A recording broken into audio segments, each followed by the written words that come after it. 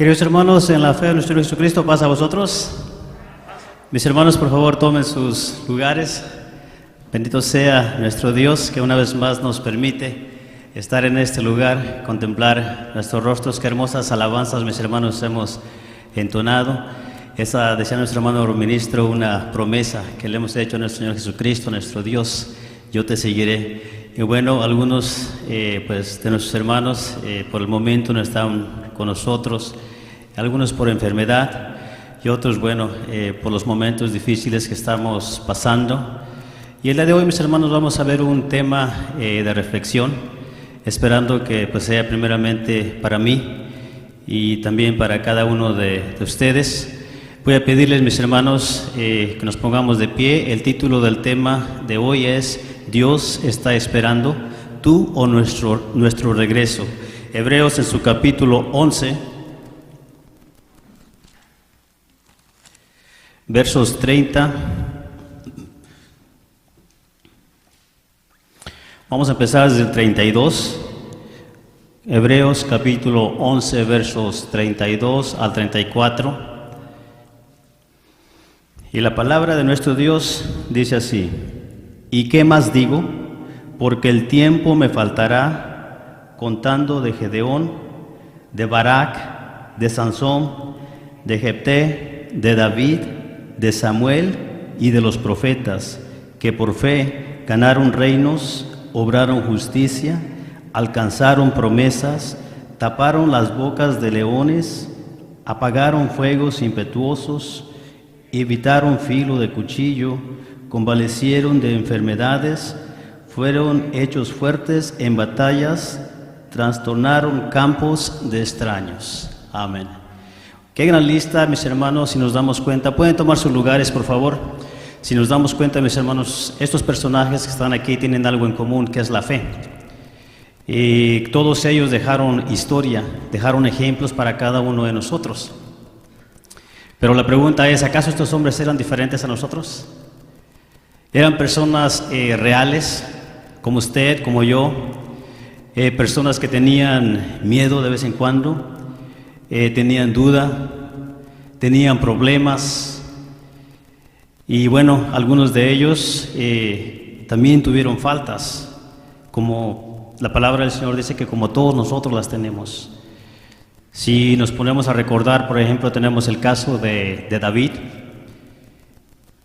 que si leemos su historia, vemos que él pues adulteró, y todo es una cadena casi en conjunto, el cual también codició, y ese mismo pues pecado lo hizo también en cierta forma participar en un asesinato, se convirtió en asesino. Tenemos a Sansón también, el cual lo mencionaba en esta lectura, el cual, bueno, fue desobediente, fue rebelde a sus padres, rebelde a Dios, y sabemos las consecuencias que pues él pagó también. Tenemos a Salomón, el cual también pues un hombre sabio, un hombre que anduvo con Dios, pero también llegó a cometer el pecado de idolatría. Pero entonces, mis hermanos, todos estos personajes, a pesar de sus faltas, de sus problemas, tienen algo también en común, que ellos cuando cometían estas faltas o hacían algo que no era agradable a Dios, pues ellos no se quedaban o se alejaban, sino que ellos se humillaban y le pedían a nuestro Dios que los perdonara. Y bueno, por algo es que hay unos libros de ellos, unas historias muy bonitas. Y el día de hoy, mis hermanos, vamos a tratar de aprender de esto. Tenemos también el caso de otro personaje. Vamos a ver el libro de los Jueces, en su capítulo 6.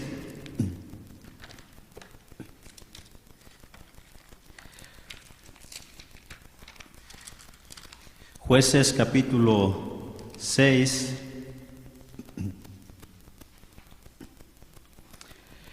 El cual el Señor lo tenía pues en alta estima, y vemos lo que dice el ángel cuando se le presenta a Gedeón. Dice así, verso 12.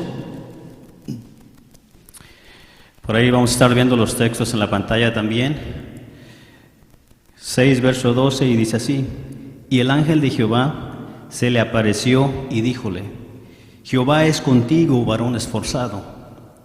Y Gedeón le respondió: Ah, Señor mío, si Jehová es con nosotros, ¿por qué nos está sobreviniendo todo esto? ¿Y dónde están todas sus maravillas que nuestros padres nos han contado, diciendo: ¿no nos sacó Jehová de Egipto? Y ahora Jehová nos ha desamparado y nos ha entregado en mano de los medianitas. Vemos, mis hermanos, cómo este varón también en un momento hizo lo que nosotros a veces hacemos en este momento. ¿En dónde está Dios? Si de verdad Dios existe, ¿por qué deja que esté pasando todo esto? ¿Por qué nos está mandando todo este sufrimiento? En realidad, pues nosotros como humanos, flaquear en los momentos difíciles, pues es algo tal vez natural, no aceptable, pero es natural en nosotros los humanos. Pero también, una cosa es flaquear, caer, pero rendirse para los hijos de Dios también debería ser inaceptable. Porque nosotros hemos conocido de la misma manera que estos personajes conocieron a nuestro Dios, nosotros le hemos conocido también. Tenemos tiempo en la iglesia, hemos escuchado predicaciones tras predicación y sabemos que el Señor, si uno le pide, si uno está con Él, vamos a caer de vez en cuando, vamos a debilitarnos. Pero si vemos en Proverbios, capítulo 24, 16.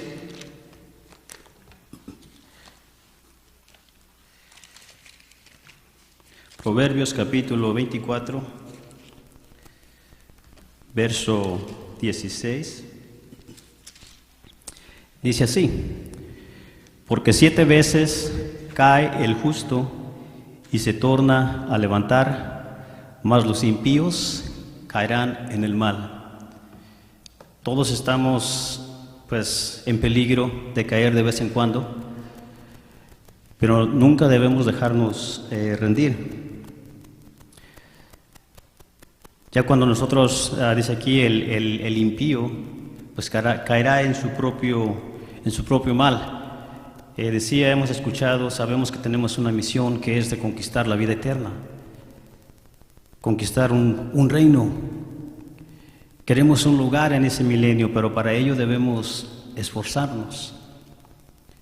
No podemos caducar y decir, bueno, ya los tiempos están malos, la iglesia se cerró por un tiempo, tal vez nos molestamos y dijimos, bueno, pues ahora ya no voy.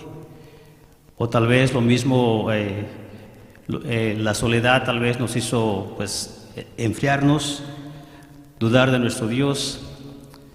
Decía, esto es a veces normal, pasó con los discípulos, cuando Jesús estaba con ellos, pues Él les decía en Mateo 28, 19, vamos a leerlo, les daba una misión.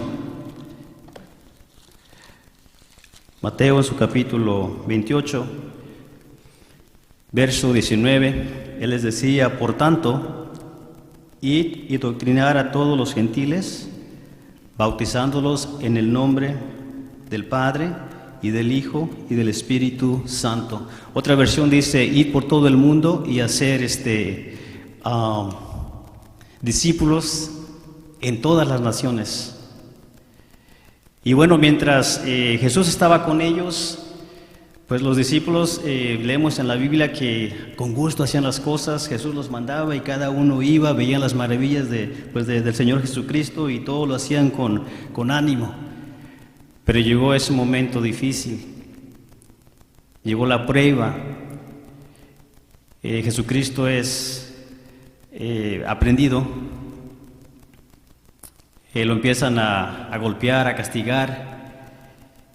Y pues los discípulos empezaron a hacer lo que nosotros hacemos en estos tiempos. Empezamos a escondernos, empezaron a esconder. Incluso cuando a Pedro le preguntaron, ¿tú eres? O le dijeron, tú eres uno de ellos. Él decía, yo no le conozco. Y bueno, Tal vez si nosotros vemos y decimos, pero ¿cómo es posible que Pedro, viendo las maravillas del Señor, resucitar muertos, curar enfermos de diferentes enfermedades, haber dudado y haber dicho, pues no, yo no lo conozco? Seguimos diciendo, pues eso es que es pues algo natural en nosotros los humanos. Incluso después el Señor Jesucristo muere. Tal vez los discípulos dijeron, bueno, ya no está el Maestro. Como nosotros decimos, la iglesia está cerrada. Ya no hay donde vaya a escuchar la palabra del Señor. Ellos tal vez pensaron y dijeron, bueno, ya el Maestro se fue, nuestro trabajo se acabó, nuestra responsabilidad ha terminado, ya no tenemos que hacer nada. Y lo que hicieron ellos fue volverse a sus actividades. Vamos a ver en Juan.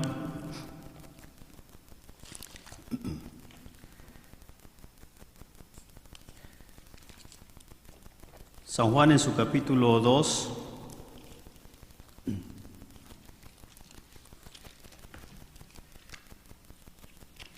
Se los cambio por San Juan capítulo 21, versos 2 y 3. Dice así: estaban juntos Simón Pedro y Tomás, llamado el Dídimo, y Natanael, el que era de Caná, de Galilea, y los hijos de Zebedeo, y otros 2 de sus discípulos.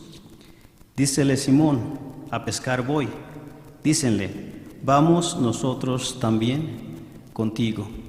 Entonces se olvidaron de la misión que el Señor les había dado, y sabemos, bueno, hemos leído que varios de ellos eran pescadores y se volvieron a lo que hacían antes.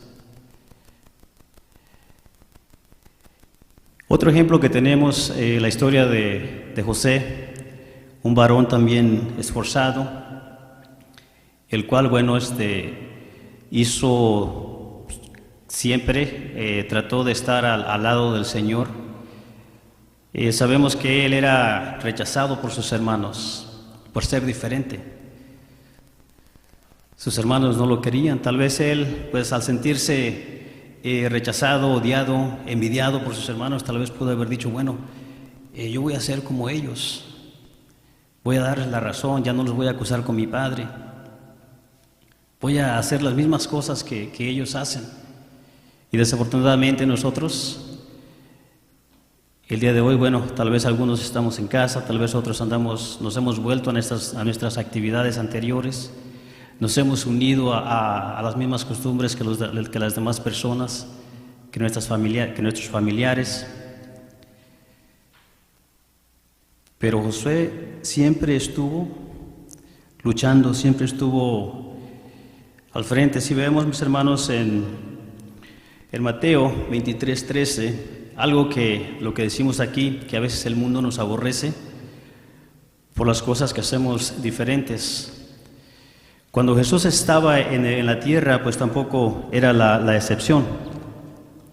Ya esto ya existía. Mateo 23, capítulo 13, dice así: mas ay de vosotros, escribas y fariseos hipócritas, porque cerráis el reino de los cielos delante de los hombres, que ni vosotros entráis, ni a los que están entrando dejáis entrar. Muchas veces los que pensamos que tenemos mucho tiempo en la iglesia, pues a veces actuamos de esta manera. Tal vez nuestros hermanos en este tiempo de pandemia, que ya son casi 3 años, tal vez hemos hecho cosas graves, otras no tan graves, y a lo mejor pensamos que pues el Señor, o nos sentimos mal por las cosas que hemos hecho y pensamos que el Señor ya no nos perdona. Tenemos miedo o tenemos duda de venir a la iglesia pensando, pues yo ya no tengo perdón. Y a veces nosotros con nuestros hechos hacemos casi lo mismo que estas personas, que en lugar de darles la bienvenida, porque tenemos un trabajo, mis hermanos, el trabajo es de todos, y no tan solo de los obreros, sino de toda la iglesia, porque somos todos un cuerpo en Cristo. Y nuestro trabajo es animar a esos hermanos que han caído, a esos hermanos que ya no vienen. Y si ellos llegan a venir, tal vez tengan miedo y dirán, bueno, a lo mejor mis hermanos van a verme mal, van a hablar de mí. Pero a ti, mi hermano que estás en casa, que me estás escuchando, lo único que debe importarnos, la palabra del Señor dice que la salvación es personal. Debe importarnos lo que dice en Mateo.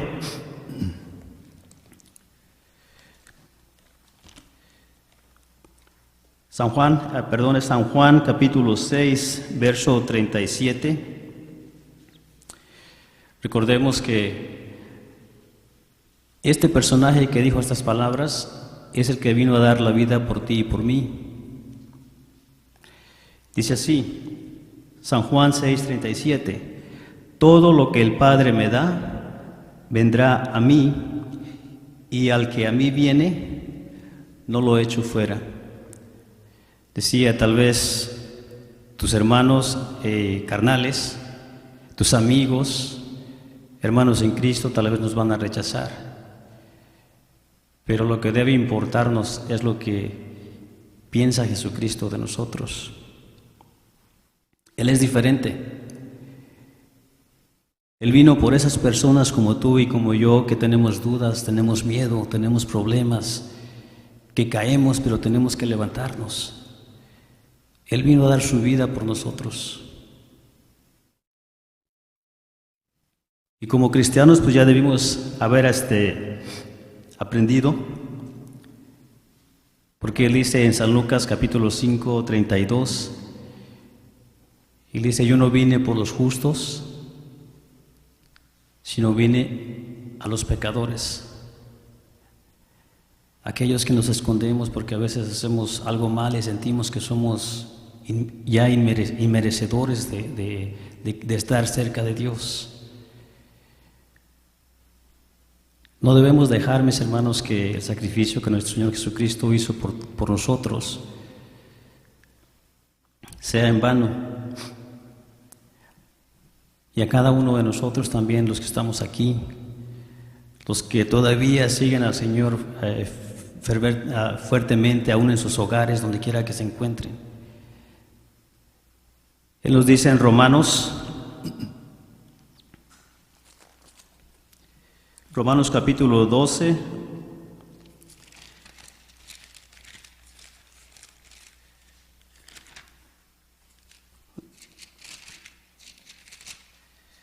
que es Romanos 14, capítulo 12 y 13.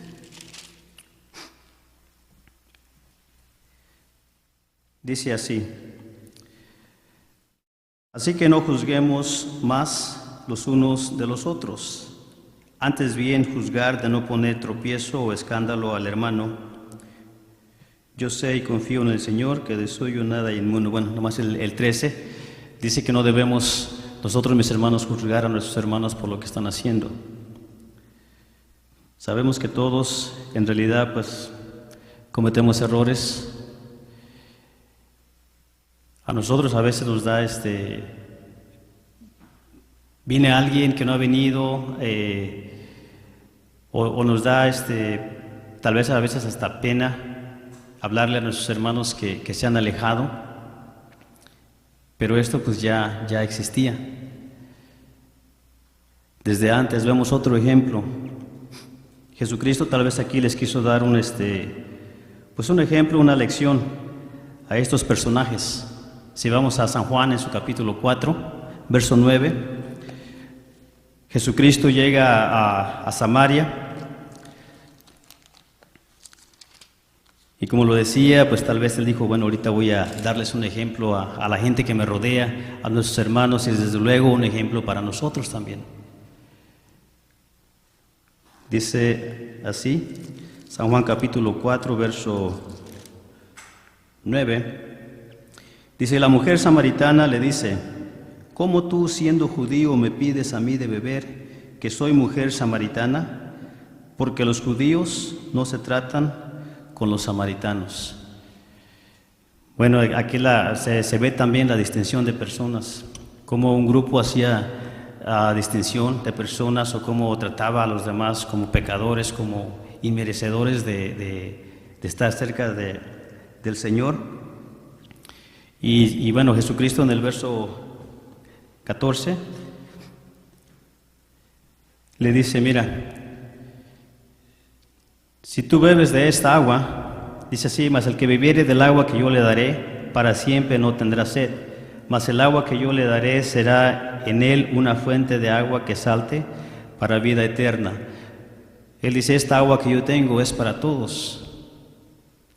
Todos tienen la oportunidad de beber de esta agua. Luego le dice, mira, ve y llama a tu marido. La mujer le dice, pues no tengo marido. Entonces él conocía la historia de ella igualmente como conoce la tuya y la mía. Y él decía, bien has dicho, 5 maridos has tenido y el que ahora tienes no es tu marido. Entonces deja ver que la mujer estaba en pecado, pero Jesucristo se acercó a ella. Él le dijo, mira, si tú quieres, puedes beber de esta agua que yo ofrezco. Puedes ser salvo si tú lo deseas. Yo no hago acepción de personas. Y si Jesucristo no hace acepción de personas, nosotros tampoco debemos hacerlo. Si vemos que alguien está aquí, mis hermanos, debemos apoyarnos, debemos animarnos. Porque qué bonito sería que todos los que estamos aquí, y aún los que no están aún, pudiéramos convivir en ese reino. Romanos capítulo 2, verso 1, dice lo siguiente, otro consejo para nosotros.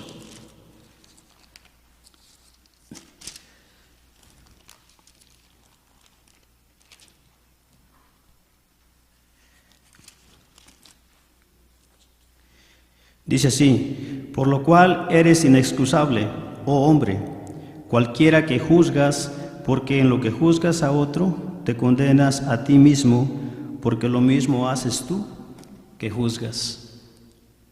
No me juzgues solo porque pecas en diferente manera a la mía. Es un pensamiento que leía, creo que ya lo dije alguna vez, pero muy bonito. Y en verdad, pues la palabra del Señor nos dice eso, ¿no? Que ninguno de nosotros pues es santo. De alguna u otra forma pues todos llegamos a fallar con la mirada, con una palabra, con un pensamiento, pero todos tenemos errores. A ti que te has alejado, a ti que ya no tomas sabor a las cosas de Dios como antes, a nosotros que a veces nos da flojera llegar a la iglesia. El Señor nos anda buscando, a ti y a mí, y Él no se cansa. Debemos recordar siempre. Dice San Lucas, una bonita parábola. San Lucas capítulo 15, del 1 al 7.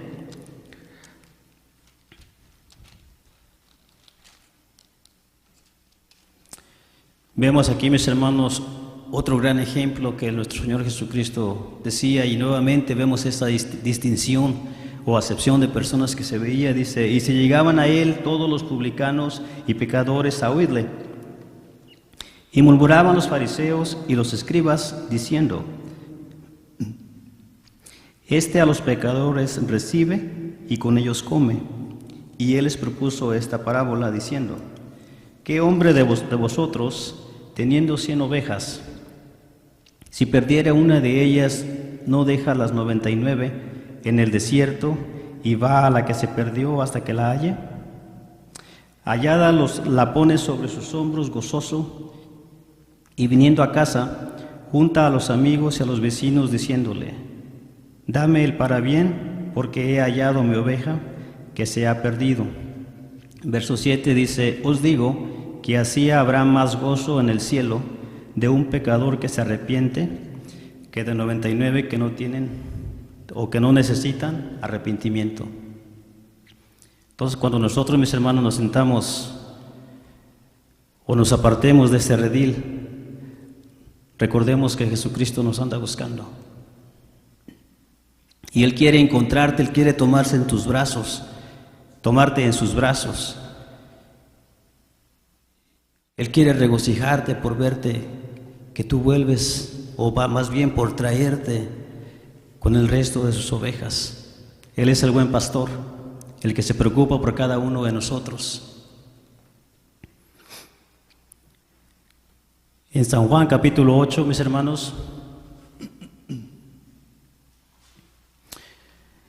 vamos a ver otro ejemplo que nos comprueba que no importa qué tan pecadores nos sentamos. Entre más grande sea nuestro pecado, el amor de Dios hacia cada uno de nosotros es más grande. La gente nos va a juzgar, nos va a criticar. Pero nuevamente vemos otro ejemplo, San Juan capítulo 8, del 3 al 11. Dice así: entonces los escribas y los fariseos le traen a una mujer tomada en adulterio y poniéndola en medio, dícenle: Maestro, esta mujer ha sido tomada en el mismo hecho, adulterando, y en la ley Moisés nos mandó apedrear a las tales. Tú pues, ¿qué dices? Mas esto decían tentándole para poder acusarle. Empero Jesús, inclinado hacia abajo, escribía en tierra con el dedo, y como perseverasen preguntándole, enderezóse y díjoles: el que de vosotros esté sin pecado, arroje contra ella la piedra el primero. Y volviéndose a inclinar hacia abajo, escribía en tierra. Oyendo pues ellos redargüidos de la conciencia, salíanse uno a uno, comenzando desde los más viejos hasta los postreros. Y quedó solo Jesús y la mujer que estaba en medio, y enderezándose Jesús, y no viendo a nadie más que la mujer, díjole: Mujer, ¿dónde están los que te acusaban? ¿Ninguno te ha condenado? Y ella dijo: Señor, ninguno. Entonces Jesús le dijo: ni yo te condeno, vete y no peques más. Qué maravilloso ejemplo, mis hermanos, de cómo Jesús tiene ese gran amor para ti y para mí, pero también nos da un consejo. Dice: bueno, ven, yo no te voy a juzgar, arrepiéntete, pero deja también ese mal camino, vete y no peques más. Es cierto, mis hermanos, a veces es necesario que nosotros caigamos, es necesario tocar fondo para darnos cuenta que nos hemos alejado del Señor. Le pasó a Jonás, recordemos también su historia, que el Señor le decía: vas a ir para acá, y Jonás decía: no, yo me voy a alejar, yo no quiero nada de ti, yo no voy a hacer lo que tú me pides. Pero cuando estaba en el fondo, en el vientre de la ballena o del pez grande, como dice la Biblia, él rogó a Dios, él oró a Dios, una oración que salió del corazón, y el Señor lo escuchó. Sabemos la historia, el Señor lo salvó, y muchas veces nosotros, mis hermanos, necesitamos de ese tipo de lecciones para poder reaccionar, para poder darnos cuenta que necesitamos de Dios en todo momento. Si tú estás vivo en casa o aquí en la iglesia, donde quiera que tú te encuentres, ¿crees que es una casualidad que estés vivo? Te puedes preguntar: ¿por qué yo? Creo que porque el Señor ha tenido misericordia y un gran amor para ti, porque hay un propósito, y el propósito no es que nos alejemos. Tal vez tu propósito sea, viniendo a la iglesia, convertir a otro que tal vez tienes una misión, la misma misión que que Jesús le daba a los discípulos. pero teniendo miedo de venir, teniendo miedo de acercarte a Dios, teniendo dudas. No es como funcionan las cosas. Tenemos otra parábola, ya casi terminamos, mis hermanos. Lucas capítulo 15, del 18 al 24. Vemos nuevamente una parábola de cómo un hombre tenía 2 hijos y uno de ellos pues llegó el momento en que quiso hacer lo que a veces, o hizo más bien lo que a veces nosotros hacemos. Estamos cómodos con Dios, el Señor nos da todo, pero a veces no estamos contentos. Y va y le dice: papá, dame todo, dame lo que me pertenece porque me voy a separar de ti. La parábola dice que ya cuando se gastó todo, llegó el momento en que estaba en gran necesidad, que no tenía ni para comer. Cuando decíamos otra vez, cuando tocó fondo, se acordó que tenía un padre.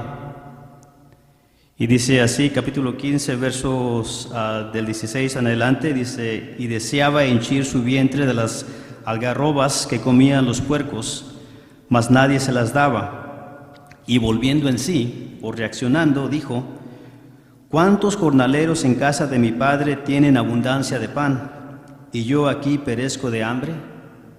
Me levantaré e iré a mi padre, y le diré: Padre, he pecado contra el cielo y contra ti, ya no soy digno de ser llamado tu hijo, hazme como uno de tus jornaleros. Y levantándose vino a su padre, y como aún estuviese lejos, viólo su padre, y fue movido a misericordia, y corrió, y echóse sobre su cuello, y besóle. Y el hijo le dijo: Padre, he pecado contra el cielo y contra ti, y ya no soy digno de ser llamado tu hijo. Y esto es lo que el Padre tiene para cada uno de nosotros que pensamos que ya no somos dignos. Dice así: mas el Padre dijo a sus siervos: sacad el principal vestido y vestidle, y poner un anillo en su mano y zapatos en sus pies, y traer el becerro grueso y matarlo, y comamos y hagamos fiesta. Entonces, mis hermanos, el Señor nos está esperando, nuestro Padre nos está esperando. Solamente tienes que tomar esa decisión de salir de donde estamos y regresar. Regresar, humillarte a nuestro Dios, porque es el único que en realidad importa, es el perdón que nosotros necesitamos. Él es el que nos va a dar salvación. Viene una hermosa fiesta, mis hermanos, en la cual recordamos ese sacrificio que hizo nuestro Señor Jesucristo por cada uno de nosotros. Y yo sé que donde quiera que estés, donde quiera que nos escuches, cualquier localidad que asistas, sé que tus hermanos están esperando y nos gustaría poder celebrar esta fiesta contigo. Pero sobre todo hay un Dios que te está esperando con los brazos abiertos. Él te da la oportunidad, o nos da la oportunidad más bien, pero la decisión es de nosotros. Él nunca nos va a dar la espalda, nunca nos dejará. Pero si caducamos o desmayamos el día de hoy, de nada sirve todo ese esfuerzo que hemos hecho durante todos estos años. Tenemos esa invitación, mis hermanos, y ojalá que una palabra, un verso, un texto sirva para poder regresar. Pasa a vosotros.